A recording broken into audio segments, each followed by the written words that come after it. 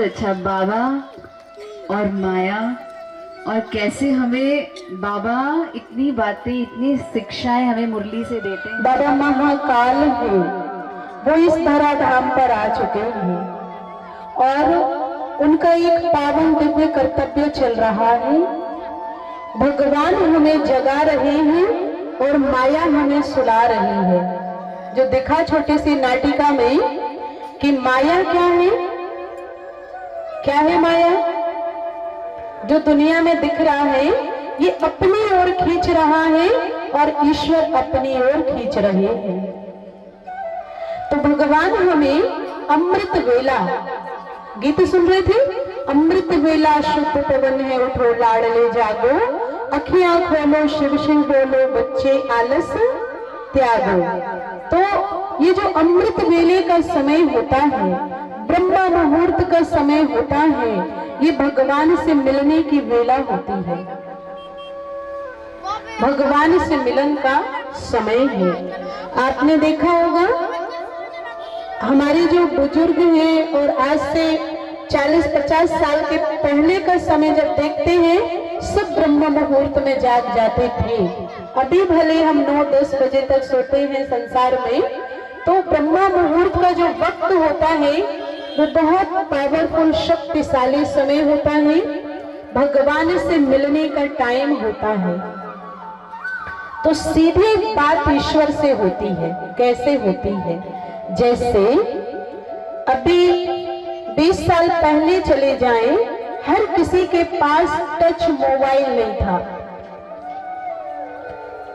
50 साल पहले किसी के पास फोन नहीं होता था, एसटीडी बूथ हुआ करता था। तो जब हम लोग फोन करने वहां जाते थे तो सारी लाइन व्यस्त मिलती थी। तो एसटीडी बूथ वाला भाई कहता था अगर आपको बात करना है तो सुबह जल्दी आना, क्योंकि सुबह सुबह सब लोग क्या होते, सोए होते हैं, सुबह बात आपकी क्लियर होगी। बस ये भी समय वही है कि सारे समय पर सर्व आत्माएं जाग जाती हैं, सब भगवान से प्रार्थना करती हैं, और जो सुबह का समय होता है, अमृत वेले का समय, ब्रह्मा मुहूर्त का समय, उस समय प्रभु प्रेमी आत्माएं अपनी आलस्य को, माया को त्याग करके भगवान से मिलन मनाती हैं। तो बताया ब्रह्मा मुहूर्त का समय जो है इतना पावरफुल, ताकतवर समय है, सूर्य उदय के होने के पहले। तो हमारे धर्मों में भी ये बात आई है, कहते हैं सूर्य उदय होने के पहले सप्तरंगी किरणें निकलती हैं। ये वैज्ञानिक भी मानते, साइंटिस्ट भी मानते हैं कि सप्तरंगी किरणें निकलती हैं जो प्रकृति पर, पृथ्वी पर पड़ती हैं, और जो आत्माएं उस समय पर जागती हैं उनके ब्रेन में सीधे आती। तो ब्रेन बहुत पावरफुल, एक्टिव होता है, एकाग्र होता है, शक्तिशाली होता है। पढ़ने वाले बच्चों को भी हमेशा माता पिता कहते सुबह उठ करके पढ़ो। और हमारा धर्म कहता है एक और किरण आती है जिसको कहते हैं धर्मेष्ठी किरण। तो ये ऐसी 8 पावरफुल शक्ति हमको ब्रह्मा मुहूर्त में मिलती है। इसलिए हम लोग कोशिश करें कि ब्रह्म मुहूर्त में जागे, भगवान से मिलन मनाएं, भगवान से बातें करें। इसलिए कहा है कि मनुष्यों से बात करने के लिए, दुनिया में बात करने के लिए फोन की जरूरत होती है, और भगवान से बात करने के लिए मौन की जरूरत होती है। फोन में बिल भराना पड़ता है और मौन में दिल लगाना पड़ता है। तो ये अमृत वेले के पावरफुल समय में हम जाग करके भगवान से क्या लेंगे? शक्ति लेंगे, वरदान लेंगे। कैसे लेंगे? जैसे हम लोग सोमवार का दिन आता है, शिवरात्रि का दिन आता है, तो क्या करते हैं? ब्रह्म मुहूर्त में जागते हैं, जहां नदियां होती वहां स्नान करते हैं, भगवान शिव को जल अर्पित करते हैं। अब भगवान हमसे कुछ मांग रहे हैं। जैसे अगर अभी किसी को बोले आप भगवान को मानते हैं, तो सभी का आंसर आएगा हाँ दीदी, हम भगवान को जानते भी हैं और मानते भी हैं। और हम कहें कि आप भगवान की मानते हैं, समझिए, भगवान को सब मानते हैं लेकिन भगवान की मानते हैं। राम जी को सब मानते हैं लेकिन राम जी की मानते हैं। कौन कौन मानते हैं? बच्चों को यहां से अलग करिए आप, ये डिस्टर्ब कर रहे हैं। बहनें बैठे बीच बीच में जाके, बच्चों को दूर करो। मानने के साथ साथ भगवान की भी मानेंगे, तब जाकर के हम आने वाली स्वर्णिम दुनिया में जो भी हम जन्मोत्सव मनाएंगे उस दुनिया में जाने के योग्य बनेंगे। कब बनेंगे? जब भगवान की मानेंगे। तो आज से देखिए, कुछ मांग रहे आपके पिता, आपके ईश्वर, आपके इष्ट आपसे कुछ मांग रहे हैं, दीजिएगा उनको। जैसे अभी शिवरात्रि आ रही, शिवरात्रि में हम भगवान को क्या क्या अर्पित करते हैं? क्या चढ़ाते हैं? बेर चढ़ाते हैं और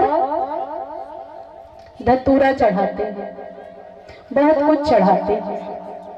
इसके आध्यात्मिक रहस्य को समझिए। भगवान आपके पिता, आपके ईश्वर, वो कह रहे हैं मेरे मीठे बच्चे, जो बेर चढ़ा रहे हो, जो बेर है, अच्छा बताइए बेर ही क्यों चढ़ाते हैं? कितने सारे फल हैं संसार में, इतने सारे फल हैं, सारे फलों को छोड़ के हमने क्या चढ़ाया? और अगर पूछे बेर क्यों चढ़ा रहे हो तो सब कहेंगे भगवान भोलेनाथ को बहुत पसंद है, यही कहेंगे। तो भगवान को बेर पसंद है इसलिए हम भगवान को बेर चढ़ा रहे हैं। अब देखिए उनको क्या पसंद है। तो हम बेर की जगह अंगूर भी चढ़ा सकते हैं, और काले अंगूर तो और भी मीठे होते हैं। दुनिया के फलों को छोड़ करके बेर चढ़ाया। वो कह रहे हैं भोलेनाथ मेरे मीठे बच्चे, आप अपने अंदर का बैर मुझे चढ़ा दो। क्या चढ़ा दो? क्या चढ़ा दो? जोर से बोलो। क्या चढ़ाएंगे? क्या चढ़ा दी? बेर चढ़ा दी। कब प्रसन्न होंगे? जैसे एक माँ है, उसके 4 बच्चे हैं, चारों बच्चे आपस में भयंकर का बैर विरोध रखेंगे तो माँ कितना खुश होगी? होगी। भगवान भी हमारे कौन है? माता पिता। गाते हैं ना, तुम ही हो माता पिता, तुम ही हो बंधु, तुम ही सखा हो, तुम ही हो साथी, तुम ही सहारे, तुम बिन भगवन कौन हमारे। यही गाते।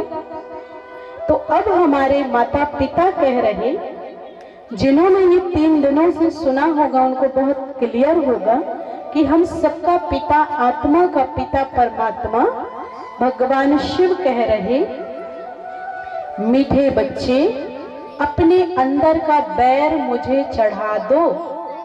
तो हमने चढ़ा दी बेर।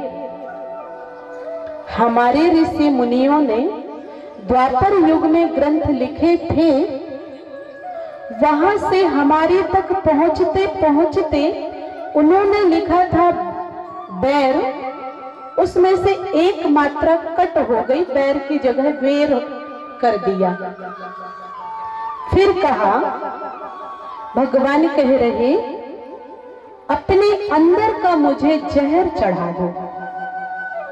जहर अंदर में है। जैसे कई बारी जब हम देखते हैं, कई जगह ऐसे कथाओं में जाते हैं, कई लोग बताते हैं दीदी हमारे लिए ना, हमारी जो पड़ोसिन है या देवरानी है, जिठानी, वो हमारे लिए ना बहुत जहर उगलती है।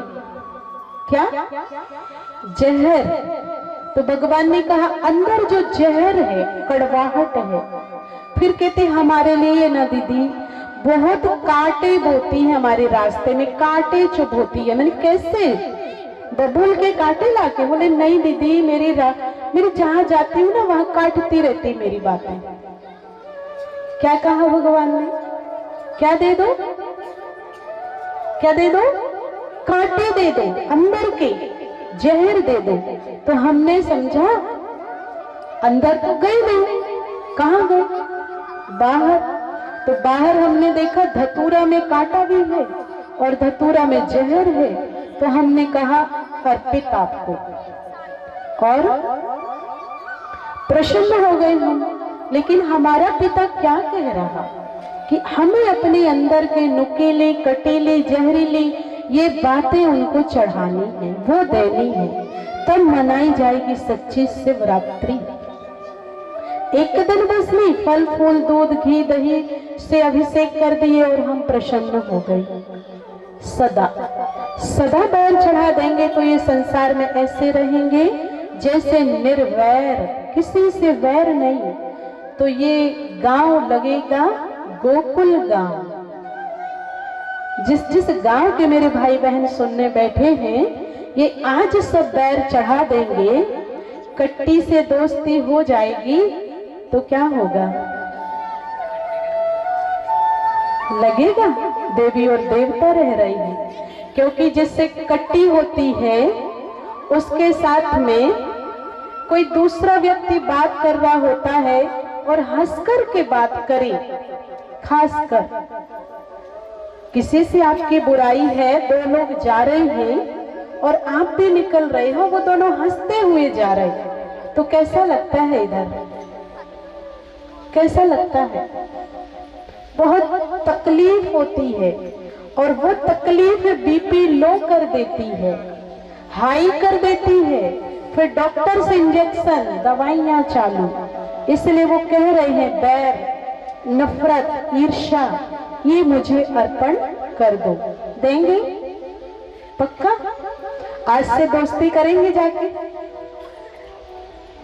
कहते हैं ना, किसी ने बड़ा अच्छा कहा है कि जिंदगी में अगर खुश रहना है तो किसी से माफी मांग लो और औरों को माफ कर दो और खुशनुमा जीवन जियो। क्षमा कर दो, क्षमा मांग लो। आए हो जगत में किस लिए? अच्छा कार्य करने के लिए। फिर हमने भगवान को दूध से उनका अभिषेक किया। दूध भी चढ़ाते शिवरात्रि में। तो दूध इतना पवित्र होता है, अगर घर में 20-50 लीटर दूध भी रखा है और वो एक नींबू का टुकड़ा गिर जाए तो सारा दूध फट जाएगा। तो ऐसा क्यों? 50 लीटर दूध में एक नींबू गया और फट गया। कहेंगे कि दूध की क्वांटिटी तो ज्यादा थी, क्यों फटा? क्योंकि उसमें खटास चली गई। इसी तरह हम लोगों के जो संबंध होते हैं 10 साल, 50 साल के, 20 साल के होते हैं, लेकिन नींबू के जैसी एक खटास वाली बात अगर आ गई तो क्या होगा? क्या होगा? कहते दीदी क्या बताएं, मेरी आत्मा फट गई उससे। तुमने दिखाया कैसे फटी है? दूध तो ऐसा फटा है। बोले मिलन नहीं हो रहा है। तो खटास ने आत्मा को दूर कर दिया। भगवान कह रहे हैं इन बुराइयों को मुझे चढ़ा दो। जल चढ़ाते हैं, जल इतना निर्मल होता है, पवित्र होता है।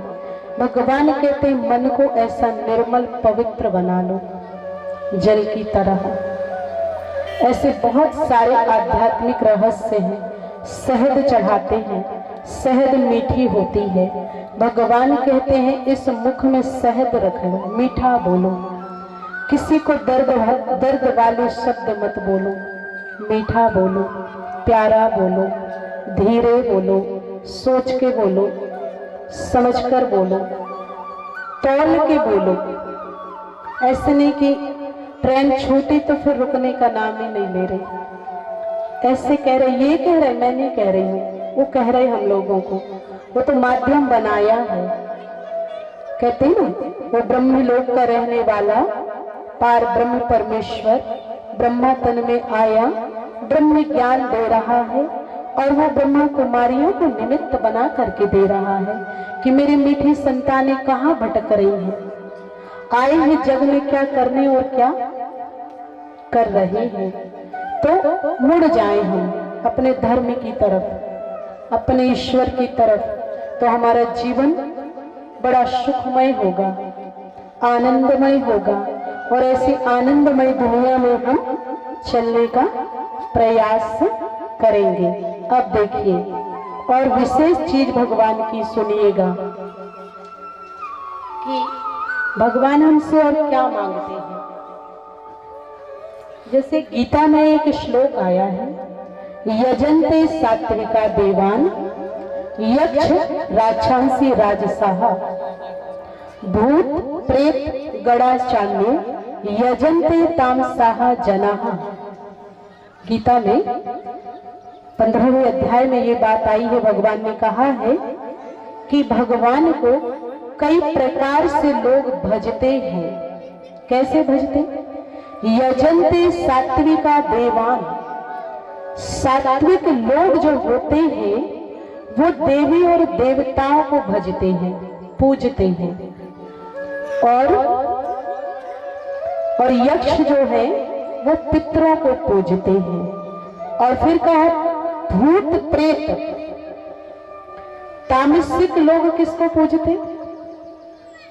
सुना होगा, ये गीता में भगवान बता रहे, पढ़िएगा जाके। तामसिक लोग भूत प्रेतों को पूजते हैं। अर्जुन से भगवान समझा रहे हैं इस तरीके की पूजा होती है। सात्विक लोग देवी देवताओं को पूजते हैं, कुछ लोग पितरों को भी पूजते हैं पितर पक्ष में, और कुछ लोग भूत प्रेतों को भी पूजते हैं। तो अर्जुन कहने लगे भगवान पूजते तो हैं ये लोग, लेकिन इनकी गति क्या होती है? गति पूजने के बाद इनको कौन सा स्थान प्राप्त होता है? तो कहते हैं यान्ति देवव्रता देवानी पितृ यान्ति पितृव्रता भूतानि यान्ति भूतेज्या यान्ति मद्या जनोमपि माम। क्या कह रहे भगवान? यान्ति देव मतलब जो देवी और देवताओं को पूजते हैं वो देवलोक को प्राप्त होते हैं।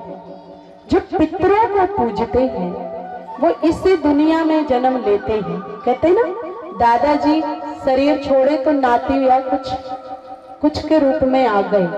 और जो भूतों को पूजते हैं उनकी गति क्या होती है? क्या होती है? कहते हैं वो भूत योनि में जाते हैं। और जो यान्ति मद्या जनोमपि माम, जो मुझे पूजते हैं वो मेरे शिव धाम। कहां पहुंचते? शिव धाम। चार बातें आई, देवताओं को पूजने वाले, पितरों को पूजने वाले, भूतों को पूजने वाले और पार ब्रह्म परमेश्वर को पूजने वाले। अब हम देखिए यहां पर हम लोग अपने ग्रंथों के ऊपर, शास्त्रों के ऊपर मनन चिंतन कर रहे हैं कि हमारे शास्त्र क्या कह रहे हैं और हम किस दिशा पर चल रहे हैं। कहते हैं धर्मो रक्षति रक्षितः। जो धर्म की रक्षा करता है धर्म उसकी रक्षा करता है। तो हम देखें कहीं हम अपने धर्म से भटक तो नहीं गए हैं इस संसार के माया जाल में। तो ये भगवान कह रहे हैं, देवी देवताओं को पूज रहे हैं, बहुत अच्छी बात है, पितरों को पूज रहे वो भी बहुत अच्छा, लेकिन अगर कोई आत्मा भूतों को सिद्ध कर रही है, ये वो अपने लिए बहुत बड़ा नुकसान कर रही है। कई लोग बोलते हैं ये चीजें नहीं होती, लेकिन रात है तो दिन भी है, ठीक है। तो कोई को इन चीजों के द्वारा अगर कष्ट देते हैं तो भगवान कह रहे उनकी दुर्गति बहुत अति अति अति दुखदाई होती है। एक आपको दिल्ली का उदाहरण बता दूं।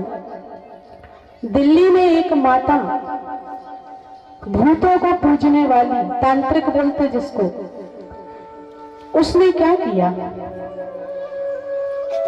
अपने देवरानी के बच्चों को तांत्रिकता से फिनिश करा दिया, उसके पति को भी करा दिया, वो मायके चली गई, उसकी प्रॉपर्टी अपने बच्चों के लिए, बच्चे बड़े हुए, उस प्रॉपर्टी को बर्बाद कर दिए और उसको घर से भगा दिए और इतनी दुर्गति की अवस्था में उसने शरीर छोड़ा।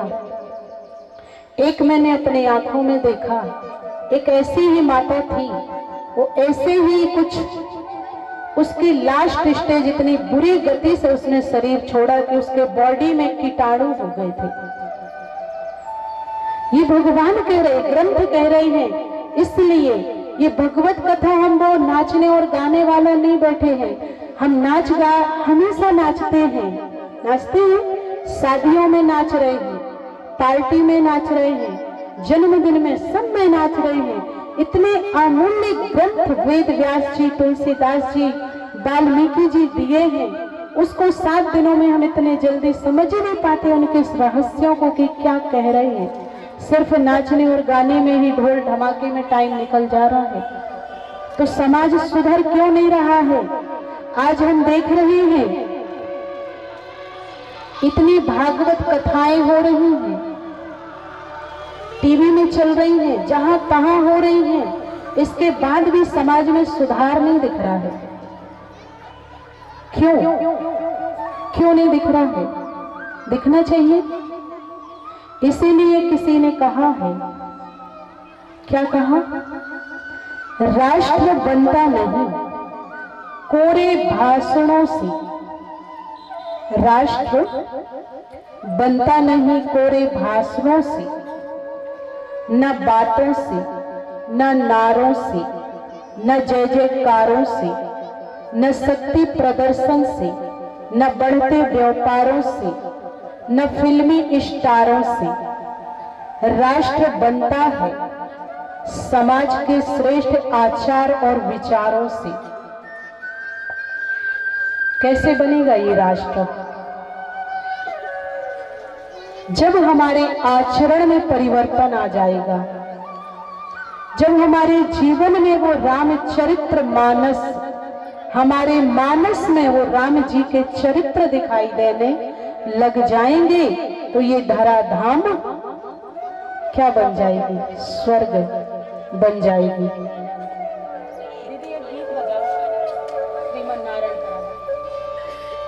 तो ऐसे सुंदर रहस्यों को हम समझेंगे। तो देखिए, इस 7 दिनों की ये कथा में लास्ट दिन हम बुराइयों का हवन करेंगे। तो भगवान की जो संदेश है, भगवान की जो प्रेरणाएं हैं, उन प्रेरणाओं को समझेंगे और जाने अनजाने में जो भी भूलें हो गई हैं, गलतियां हो जा रही हैं, कुछ ऐसी चीजों को हमने वो सब भूतनाथ को दे दो। भोलेनाथ, पता नहीं था, जब से आपने समझ दी तो आज से हम आपको सब अर्पण करते हैं। क्या करते हैं? बैर, याद रखना, बैर।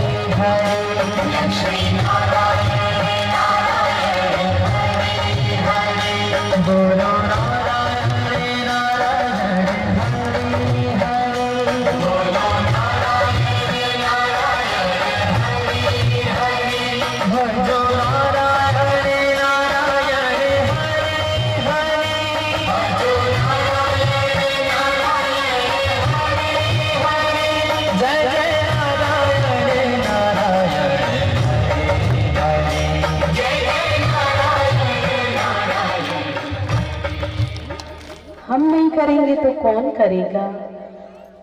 भगवान कह रहे मेरे मेरे मीठे बच्चे, किसी का मत दिल दुखाओ। कहते हैं 4 दिना की जिंदगी है, हंसी खुशी से काट ले, मत किसी का दिल दुखा, दर्द सबके बांट ले। नहीं है कुछ साथ जाना, बस एक नेकी के सिवा, कर भला तो होगा भला, गांठ ये बांध ले।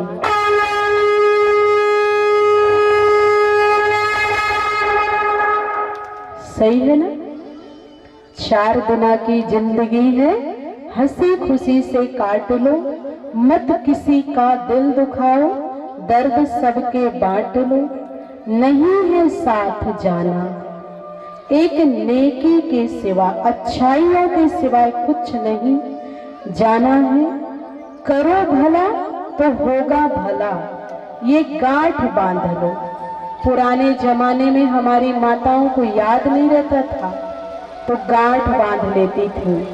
आज एक गांठ बांध लो सब। क्या बांधेंगे? करेंगे भला तो होगा भला। घर में लिखते हैं शुभ लाभ। शुभ लाभ लिखने के बाद भी लाभ नहीं हो रहा है। क्यों नहीं हो रहा? जब तक सबके लिए शुभ और खुद के लिए शुभ नहीं सोचेंगे तो लाभ कैसे होगा। तो खुद के लिए भी शुभ शुभ सोचना है, सबके लिए भी शुभ सोचना है, तो लाभ ही लाभ होगा, फायदा ही फायदा होगा। तो आज से क्या करेंगे? भगवत कथा का सार अपने जीवन में उतारेंगे। कहते हैं भागवत कथा में आके हम बैठते हैं। कोई पूछ रहा था किसी को, तुम कहाँ गए थे? तो बोले भगवत कथा सुनने। अच्छा, वहां बैठे थे? हाँ। तो बोले कथा तुम्हारे अंदर कितनी बैठी, कितने % बैठ गई?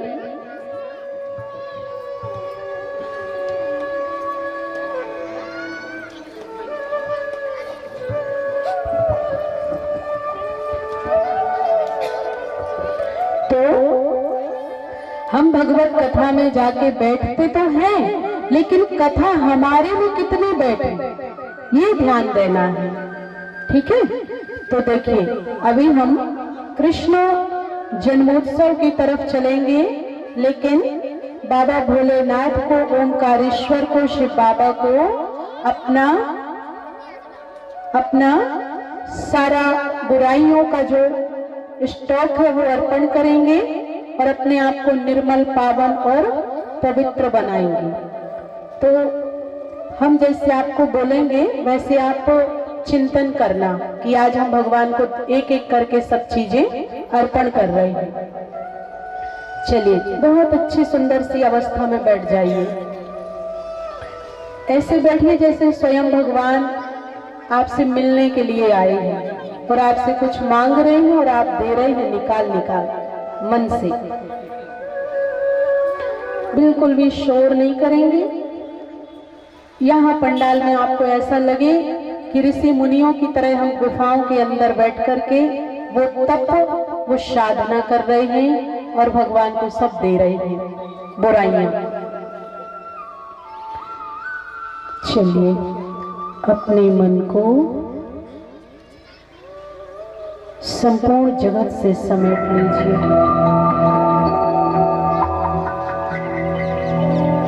अपने अंतर जगत की ओर ले चलिए।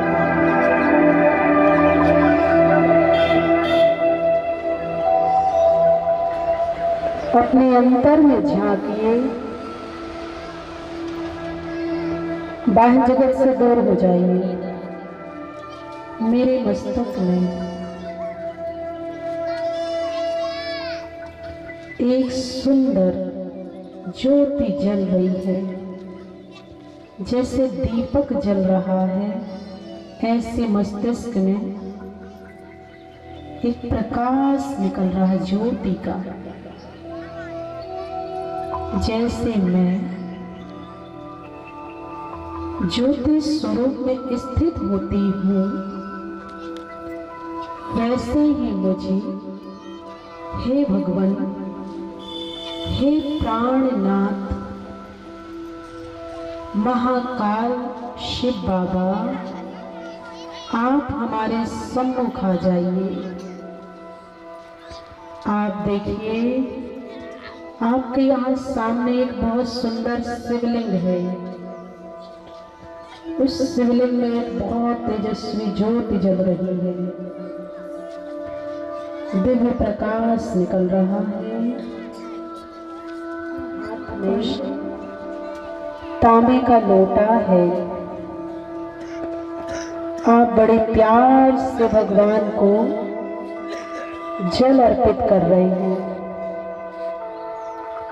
हाथ में एक चंदन की डिब्बी है। शिवलिंग में 3 रेखाएं खींच दी आपने, बीच में बिंदु लगा दिया। आप उसके सामने बैठ गए। अब आप अपने मन के अंदर का,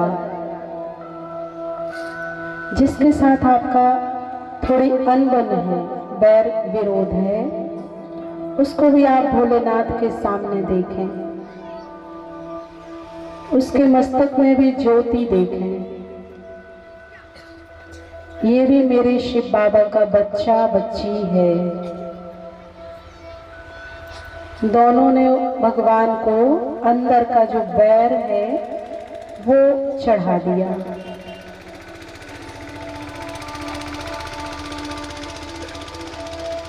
आपके अंदर से एकदम बैर निकल चुका है और ही प्यार भर गया। शिवलिंग से बहुत प्यार भरी तरंगें निकल रही, दिव्य प्रकाश निकल रहा है, मस्तिष्क में समा रहा। एक एक करके सारी बुराइयां भगवान को चढ़ा दो। भगवान, आज से हम वैसे बनेंगे जैसे आप चाह रहे हैं। इस धरा को हम राम राज्य में परिवर्तित करेंगे।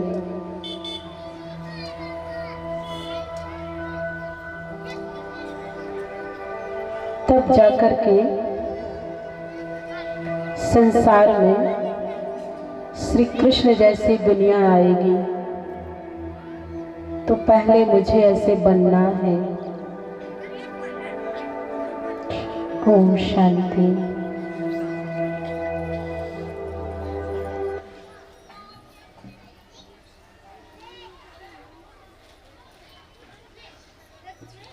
चलिए अब हम भागवत कथा की ओर चलते हैं। भगवान के अनेक भक्तों की गाथाएं सुनते हैं। कहते हैं भगवान ने अन्य आत्माओं का उद्धार किया, जैसे गजेंद्र मोक्ष।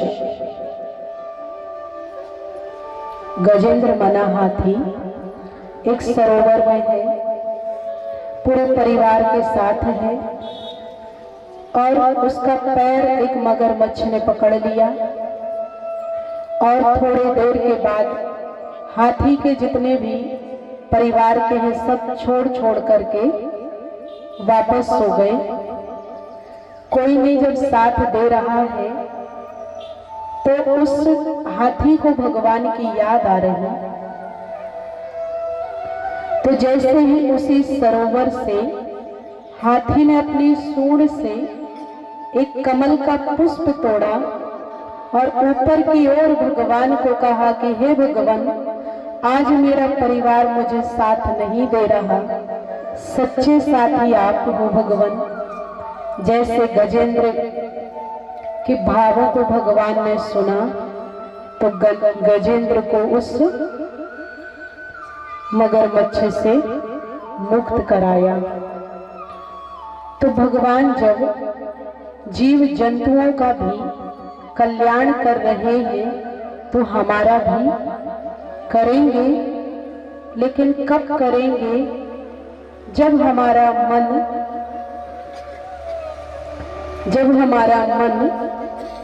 इन लोगों से आशाएं लेना छोड़ देगा। अभी हम सब इन्हीं की आशाओं में बंधे हैं। हम भगवान को अंत में बुलाते हैं, तो हमें पहले से भगवान को बुला रखना है। ऐसे बहुत भक्तों की गाथा है भगवान की। भगवान के जो भक्त हुए, ऐसे भक्त प्रहलाद हैं। आपने सबने देखा है, जब भगवान की राहों पर चलते हैं तो परीक्षाएं शुरू हो जाती हैं। तो लोग कहते हैं, अरे भगवान के रास्ते में चलने में तो समस्याएं बहुत आती हैं, इससे अच्छे तो पहले थे। तो आपने देखा होगा कि जितने भी भक्त हुए हैं, परीक्षाओं को क्रॉस करते आगे बढ़े। भक्त प्रहलाद के जितनी परीक्षाएं तो कोई ने ना दी होंगी, लेकिन दिल में ईश्वर बसा है। कितनी गाथाएं सुनी